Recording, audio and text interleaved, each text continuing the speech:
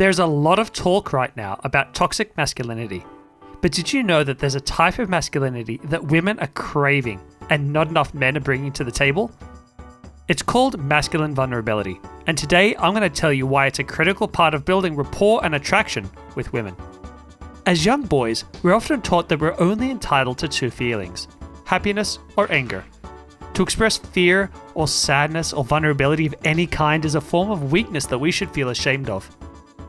We then grow up to become men who don't allow ourselves to feel a large array of feelings. And if we do actually feel something, which we all do whether we care to admit it or not, then we certainly don't share these shameful emotional experiences with other men or women. When it comes to dating, it's very easy to believe that women want the emotionally perfect man, a man who never feels fear or sadness or insecurity. So we pretend to be that perfect man so women will be impressed by us.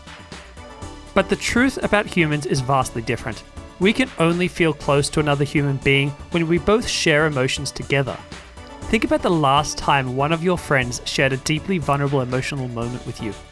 Didn't you suddenly feel a deeper sense of connection with that friend? It's true that most women love confidence in a man, but don't make the mistake of thinking that feeling emotions equals low self-confidence levels.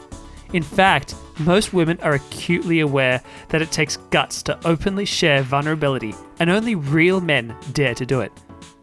If you really want to build trust and rapport with a woman, one of the most powerful ways you can do this is by sharing a story about yourself where you felt really overwhelmed, scared, or sad. Don't make this a poor me sub-story you might tell to a person to get sympathy. Just make it a natural part of your life that was difficult but doesn't hold you back.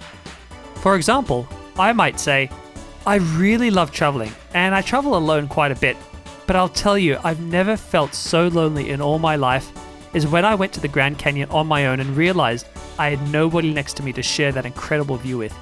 It was quite a sad moment and left me deep in thought on the long bus ride back to Las Vegas. Have you ever traveled alone? Notice that this story doesn't make me look weak or pathetic in any way. It just makes it clear that I'm a man who's comfortable with feeling and expressing emotions. When you share a vulnerable moment like this with a woman, she will trust you more and feel comfortable enough with you to share her own vulnerability in return. This is how most women are craving to connect with the men around them. The difference between vulnerability and weakness is this. To be vulnerable is to express negative feelings, but accept them as a part of life and not be overwhelmed by them. To be weak is to be helpless to our emotional states. Every man is weak from time to time, and there's no shame in it, but women will find your vulnerability far more sexy than your weakness. So stop trying to be the cool cat who feels nothing, and be willing to demonstrate vulnerability around the women you want to connect with.